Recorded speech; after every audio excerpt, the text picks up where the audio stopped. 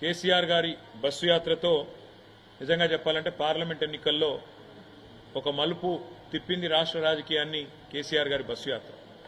17 రోజుల బస్సు యాత్రతో 2 జాతీయ పార్టీలు కూడా దిగిరాక తప్పని పరిస్థితి. 2 జాతీయ పార్టీల నాయకత్వాలు కూడా తెలంగాణ చుట్టూ గింగిరాలు కొట్టక తప్పని పరిస్థితి కేసీఆర్ గారి బస్సు యాత్ర కల్పించింది. ఏ జిల్లాకి పోయినా, ఏ నియోజకవర్గానికి పోయినా, ఏ పట్టణానికి పోయినా బ్రహ్మరథం పట్టినారు ప్రజలు.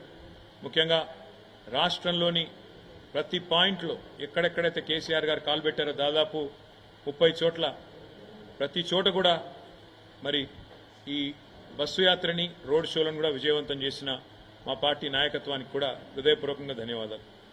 ఆదిలాబాద్ నుంచి అలంపూర్ దాకా ఇవాళ గులాబీ సైన్యంలో గుండెల నిండా కూడా ఆత్మవిశ్వాసం కనబడతా ఉంది. తప్పకుండా 2 జాతీయ పార్టీలకు కూడా ముచ్చెమటలు పట్టించినాం.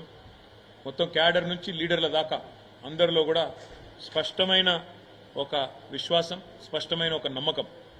పార్టీ 10 కాలాల పాటు చల్లగా ఉంటుందనే ఒక ధైర్యం, ప్రజల నుంచి వచ్చిన ఆదరణ చూసిన తర్వాత ఒక పూర్తి స్థాయి స్థైర్యం ఏదైతే పెరిగిందో, ముఖ్యంగా కేసీఆర్ గారి పోరుబాటకు జనం నుంచి వచ్చిన స్పందన చూసిన తర్వాత బ్రహ్మాండంగా మరి కార్యకర్తల్లో గొప్ప ఉత్సాహం, కొత్త జోష్ కూడా వచ్చింది.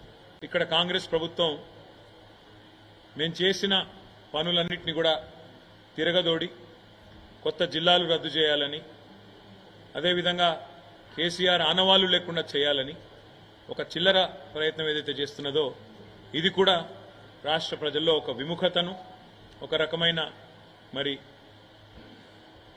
ప్రభుత్వం పట్ల వ్యతిరేకతను పెంచిందని చెప్పి కూడా మేము అనుకుంటా ఉన్నాం.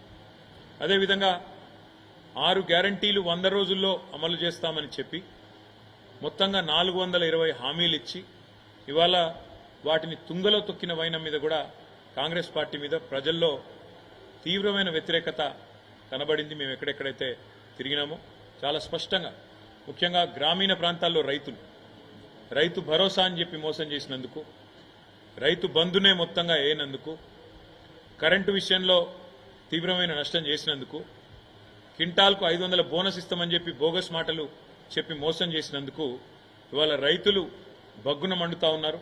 తప్పకుండా ఆ వ్యతిరేకత అనేది ఓట్ల రూపంలో కనబడుతుంది గ్రామీణ ప్రాంతాల్లో అని చెప్పి మేము అనుకుంటా ఉన్నాం.